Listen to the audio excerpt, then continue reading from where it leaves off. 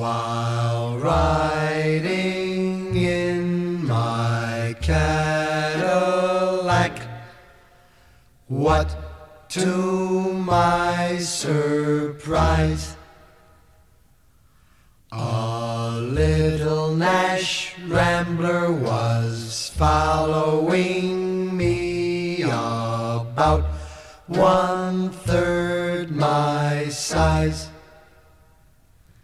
The guy must have wanted to pass me out, as he kept on tooting his horn.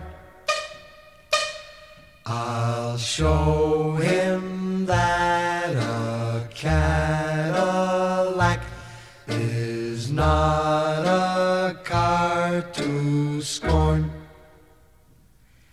Beep, beep,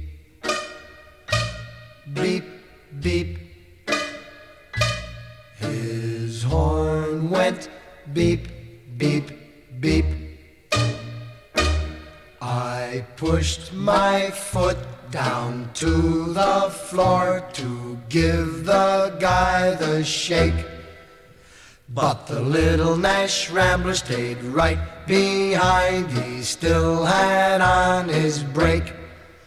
He must have thought his car had more guts as he kept on tooting his horn. I'll show him that a Cadillac is not a car to scorn.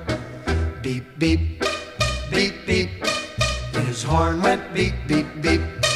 My car went into passing gear and we took off with gust.